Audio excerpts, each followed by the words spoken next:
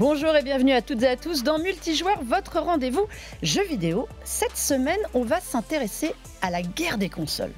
Voilà, on n'arrête pas de dire que Nintendo arrive, que Xbox essaye de jouer des coudes, mais que PlayStation règne toujours en maître. Oui, mais voilà, c'est pas aussi simple que ça parce qu'il faut quand même des jeux et tout le monde n'a pas la même idée de stratégie vis-à-vis de ces jeux. Donc on va s'interroger, voilà, est-ce que ça existe encore, oui ou non? Et pour répondre à ça, eh bien, on a Elisa. Comment ça va, Elisa? Coucou, ça va et toi? Depuis le temps. Ravie d'être de retour. Mais écoute, nous aussi, on est ravis de t'avoir.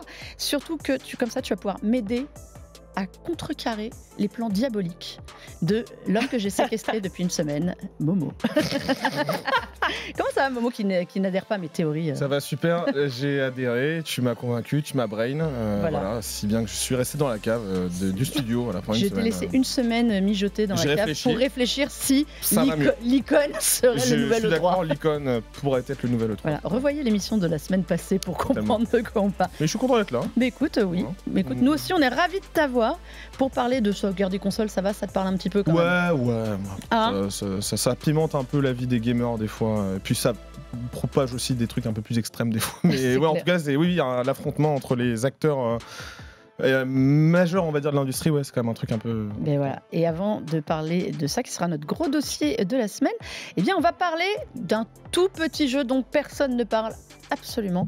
Et voilà, GTA 6. Est-ce qu'on pouvait faire une émission sans parler de GTA 6? Eh bien, la réponse dans l'Actu à chaud.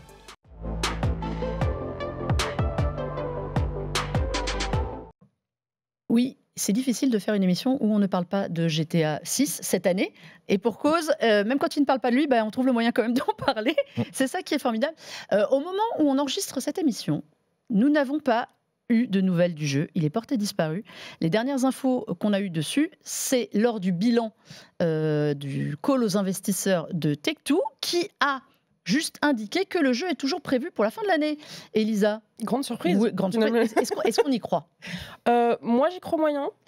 En général, quand on a vraiment très peu de nouvelles d'un jeu comme ça, c'est qu'il va finir par être repoussé. Et bon, on sait que GTA 6 a énormément de pression sur ses épaules. Hein. Il doit performer. Et que Rockstar est spécialiste des reports aussi. Mais voilà, après, il faut que le jeu soit vraiment bien abouti avant de sortir.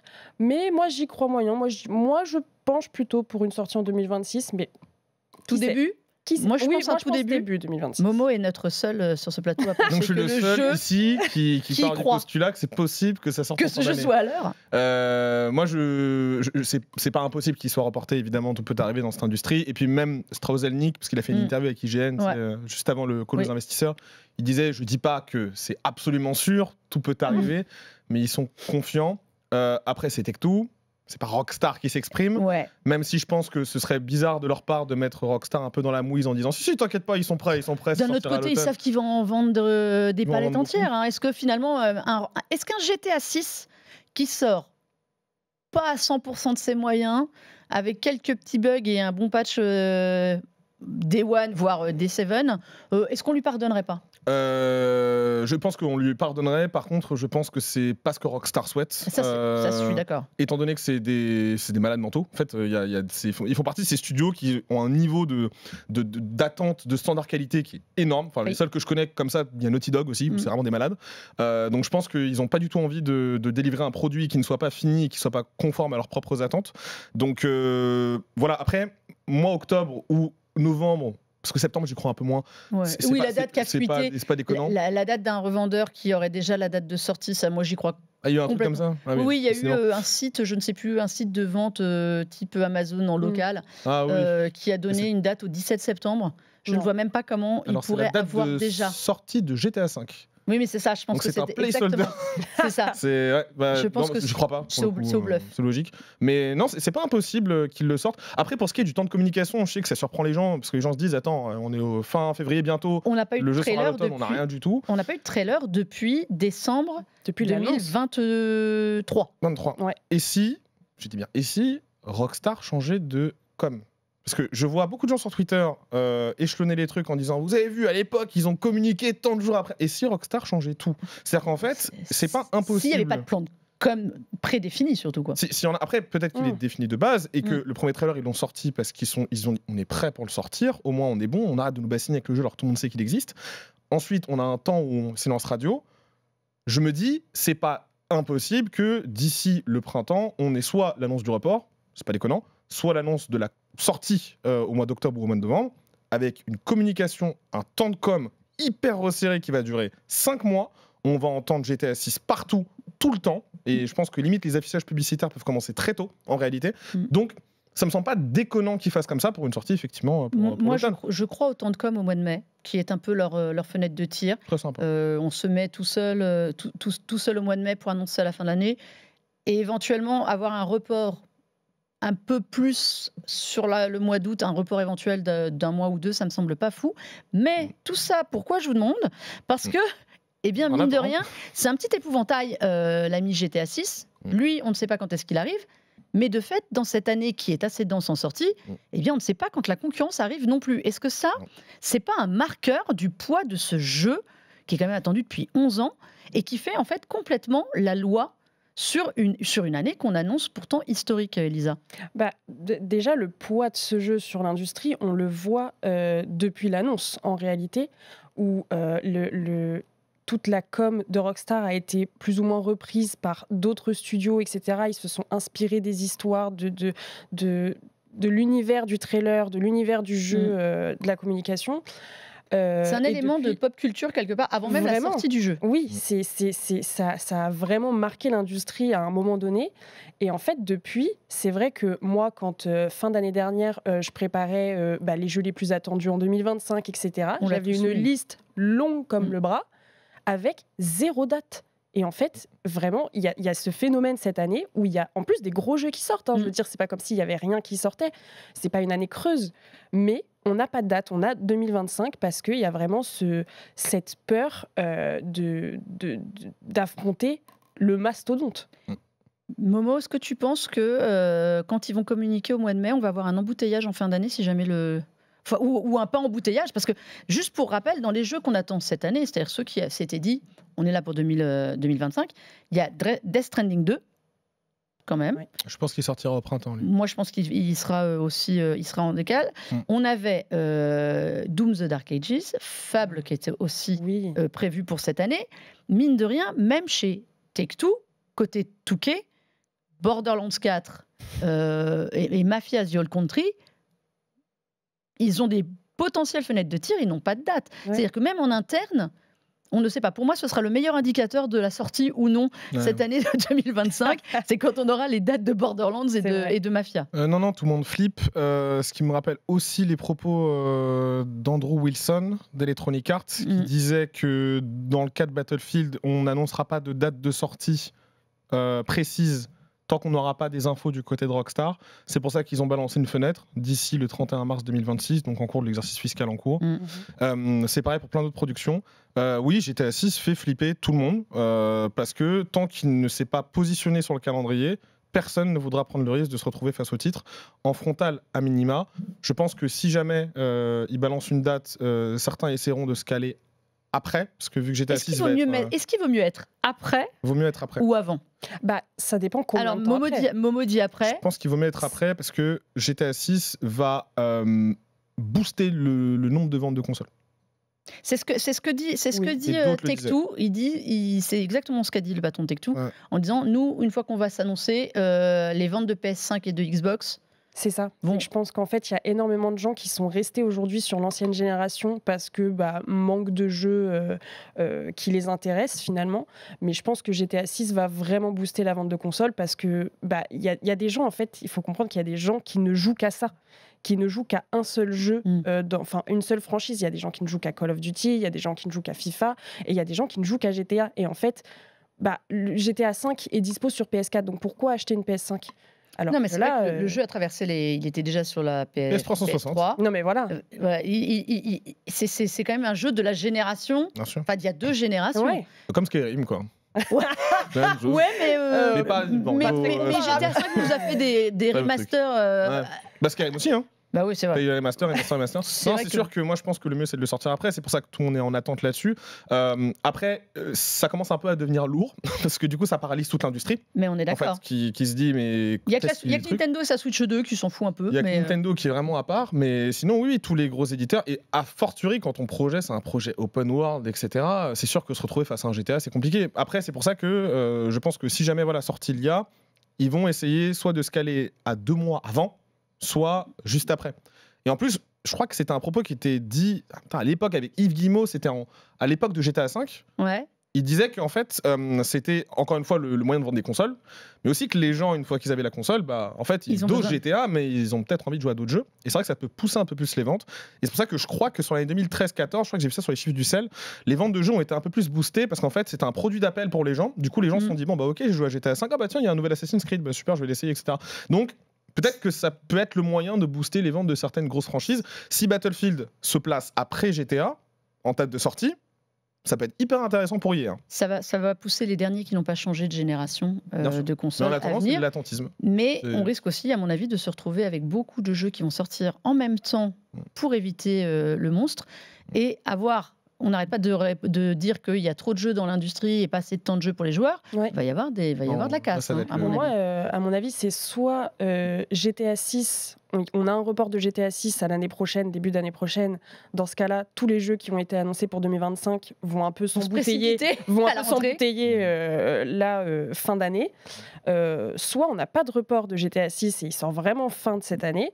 Et dans ce cas-là, à mon avis, il y a d'autres jeux qui seront reportés à 2026. Sachant qu'il y a déjà pas mal de jeux qui s'étaient annoncés pour 2026. Pour exemple, n'oublions pas que Baldur's Gate 3 avait été sorti au cœur de l'été pour éviter Starfield, et qu'au final, on se souviendra sans doute bien. C'est vraiment ça la raison ?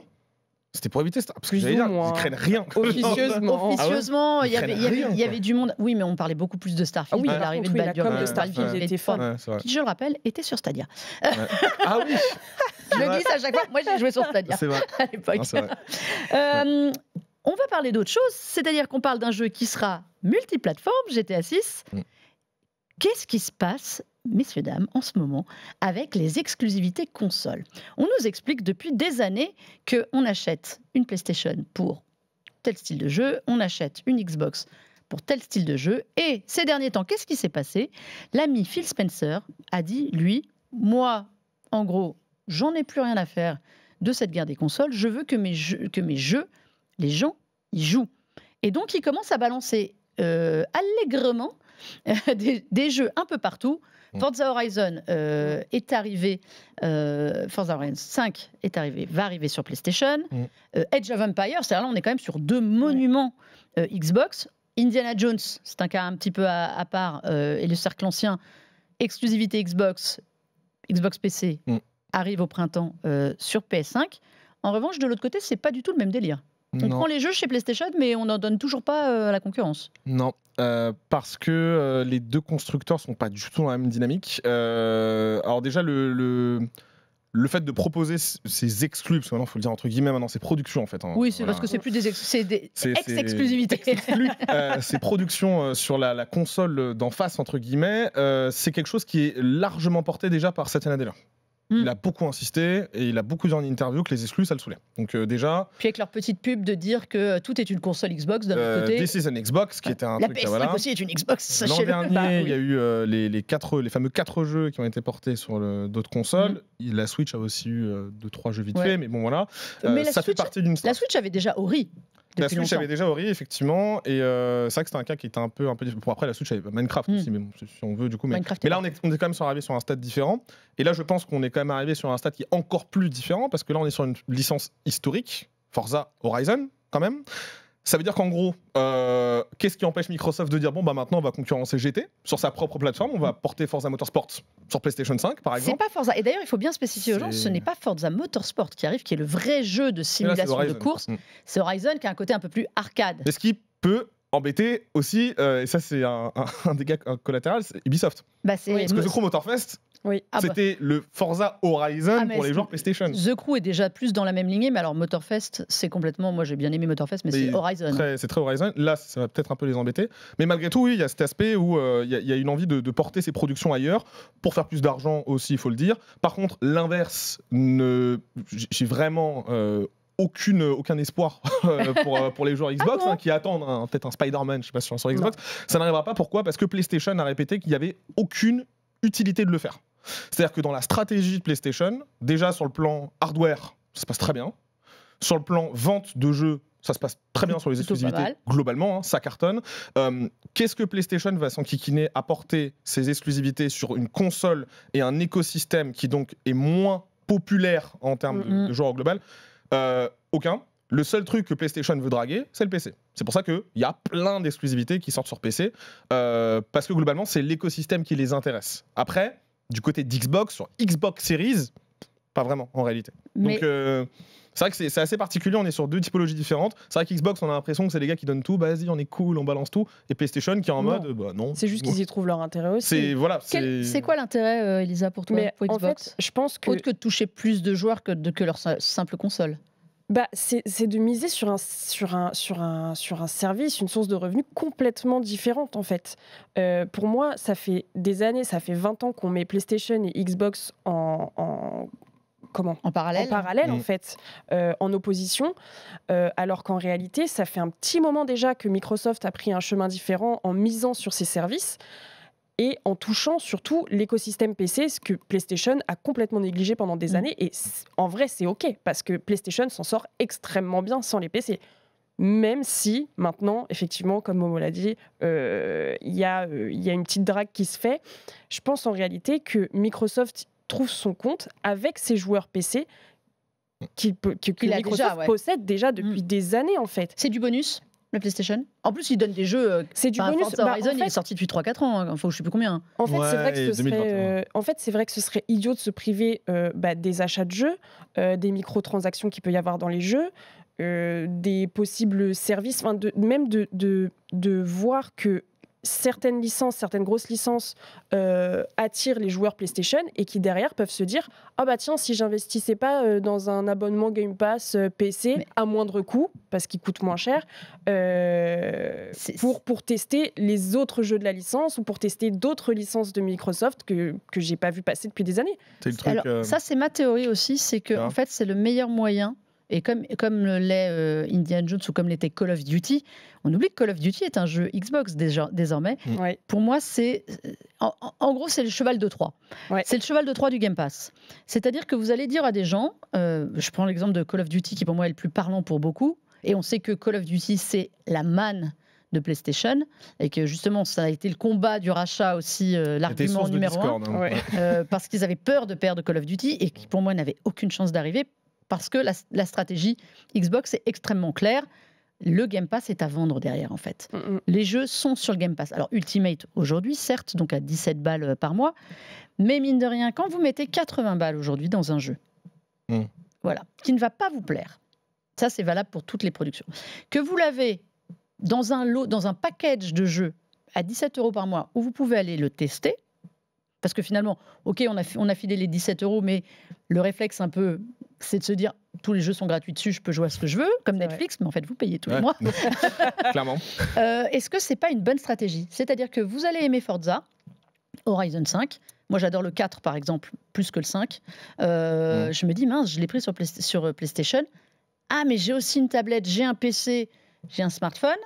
Je peux peut-être me prendre un Game Pass dessus et aller faire les autres. Mais finalement, pour un jeu qu'ils ont donné, derrière, le banco... c'est de prendre des abonnés c'est quoi Game Pass et tout le monde et la promo en ce moment d'Xbox, c'est tout est une console Xbox et quelque part votre PS5 ça va être indirectement une console Xbox aussi. Je suis d'accord avec toi. J'aime bien. Mais par contre, il y a un élément auquel j'ai pensé très récemment. Je me suis posé la question. Je me suis dit, si jamais vraiment, parce que là on est au début de cet aspect où on porte les productions chez PlayStation. Call of Duty, il y a eu des abonnés Game Pass. On sait que ça a bien marché. Mais moi, la question que je me pose, c'est est-ce que l'objectif des 30 millions est atteint ? Ça, Pour l'instant, ils n'ont pas communiqué. Ils communiquent jamais, ils communiquent En fait, plus de chiffres. la stratégie, elle est intelligente sur le papier, parce que c'est un peu une analogie bizarre, mais je vais le dire, c'est comme un virus qui s'infiltre un peu à côté. Moi, je suis un cheval de Troie, c'est pareil. C'est le cheval de Troie, tu vois. Donc ça, il n'y a pas de souci. Effectivement, quand tu vois que la production elle est à 80 €, des gens vont se dire, attendez, j'aimerais bien l'avoir moins cher. Sur Xbox, ils l'ont dans le Game Pass. Et effectivement, la com, this is an Xbox, ça veut dire t'es pas obligé de prendre une console Xbox pour le Game Pass. Ça, c'est intelligent.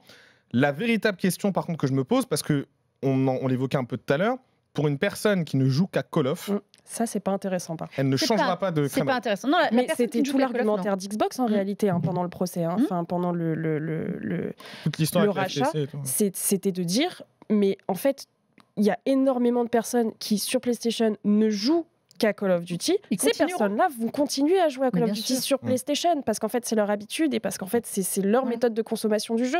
Et sauf que les sous tombent dans la poche d'Xbox désormais, c'est le seul truc. Voilà. Hors commission PS Store, j'imagine, ou c'est de 20%. Ouais, non mais c'est ça, ils se prennent une petite com à chaque fois. Ouais, c'est clair. Après, il y a énormément de gens qui achètent en démat. Ouais, donc en réalité. Non mais c'était tout bénef. Je n'ai jamais compris ça. C'était vraiment l'argument pour moi le plus mauvais de Jim Ryan, c'est qu'il n'y avait aucune raison stratégique. Enfin, c'était prendre Microsoft pour des bleus, oui. de se dire non, mais ils vont nous priver de Call of Duty. Mais à quel moment, après, avec l'arme du Game Pass, parce que Jim Ryan a vraiment, et à ce procès-là, c'était vraiment très, encore plus parlant que d'habitude. Jim Ryan a pensé que toute la stratégie de PlayStation devait être la stratégie de tous les constructeurs. Mais ça, c'était génial la partie déjà. exclusive. Ouais. Donc en fait, forcément, que le gars se dit, il y a rachat, donc forcément, il y a exclusivité. Sauf qu'en fait, non. Et quand Spencer le disait, il y a peu de gens qui le croyaient. Malgré tout, c'est ce qu'il a fait. Et je pense que sur le plan stratégique, effectivement, ça rapporte plus de sous. Après, pour ce qui est par contre de pas la renommée, mais on va dire, la renommée de la marque Xbox, parce que je sais pas s'il y a beaucoup de gens dans le grand public qui savent que Call of c'est Microsoft maintenant. Mais non, personne ne le sait. Mais non, je sais pas. En fait, par contre, pour les sous, important. Par contre, pour les sous, on peut être très clair que sur le prix de vente du jeu de base qui est à 80, sur toutes les microtransactions de Call of, et Dieu sait que Call of on a énormément, et les gens dépensent des sous, ça va aller à Microsoft. Tout cet argent-là, c'est lié à ce qu'avait dit Spencer en disant que tous ces choix qui sont faits, c'est pour la pérennité de la marque sur le plan financier. Et vu qu'Xbox coûte très cher et qu'il doit rendre des comptes à cette année-là, il doit dire ouais, mais ok, on a fait tant de rachats, ça coûte tant, mais t'as vu ce qu'on rapporte en plus avec des sous des joueurs qui sont à une plateforme concurrente à la nôtre. Mais en éditeur de jeu, c'est formidable. En éditeur, c'est formidable. Après, en termes de constructeur, là, par contre, c'est problématique. Ah bah, tout est une Xbox. Ouais. Mais après, tu vois, pour les ventes hardware, parce que ça, forcément, aucune stratégie n'est parfaite. Il y a forcément des trucs qui sont... Là, le contre-pouvoir, quand même, c'est que oui, tu as beaucoup plus de sous. Oui, tu sors tes jeux partout. Oui, tu es partout techniquement. Et tu as peut-être plus de gens sur le Game Pass. Par contre, la contrepartie, c'est que chute hardware de 30%, je crois. C'est ça. Oui, mais est-ce que c'est important, sachant qu'ils vendent pratiquement tous leurs consoles à perte? Pour Xbox, c'est pas important. C'est de la renommée, c'est de l'image de marque. C'est de l'image de marque, mais si son image de marque, finalement, aujourd'hui, c'est de se dire... Mais non, mais nous, on mise tout sur le partage, sur... parce que moi, il y avait vraiment cette image de... Xbox, selon moi, c'était pour les joueurs expérimentés, les joueurs vraiment nichés. Et finalement, maintenant, ils ont cette image de vraiment de partage au monde. C'est la famille. C'est la famille. En vrai, c'est famille à 50 ans d'éditeurs. Ouais. Non, mais c'est en train de mettre l'accent sur le côté éditeur et des maths. Mais du coup, la véritable question, parce que au-delà même de l'aspect guerre des consoles, en fait, c'est que moi, je vois beaucoup de gens également sur les réseaux dire qu'il n'y a plus de guerre des consoles parce que maintenant, PlayStation a gagné, entre guillemets, parce que Xbox est éditeur tiers. Moi, je veux bien prendre le concept de se dire que ça devient éditeur tiers. Après, oui et non, parce que du coup, dans ce cas-là, dans une certaine mesure, c'est une question de curseur. PlayStation est éditeur tiers aussi. Bah oui. Il y a Horizon qui sort sur Switch et 90% des exclus PlayStation sortis ces 3 dernières années qui vont sur PC. Ce qu'on peut dire, c'est tiers ou pas, j'en sais rien, mais en tout cas, c'est une question de curseur. Mais est-ce qu'on doit pour autant sortir Xbox de l'écosystème consolier parce qu'ils produisent plus de choses qui vont ailleurs? C'est une vraie question parce que moi, de mon point de vue, je me dis non, parce qu'ils continuent à faire des consoles jusqu'à se vendre moins, mais parce que le constructeur est moins dans la course à qui vendra le plus de consoles, est-ce que forcément il faut les mettre sur le côté en disant mais attendez, maintenant c'est que PlayStation et Nintendo? Je sais pas. Je pense surtout qu'ils bossent sur une prochaine génération. Voilà. Xbox, non, mais ils ont d'autres idées hardware. Donc voilà. On va clore ce sujet sur les exclusivités. Donc vous voyez, il y a encore de quoi faire et je pense qu'on a encore quelques jeux à attendre. On va se faire un rapide à quoi on joue parce qu'on a 2 jeux sympas.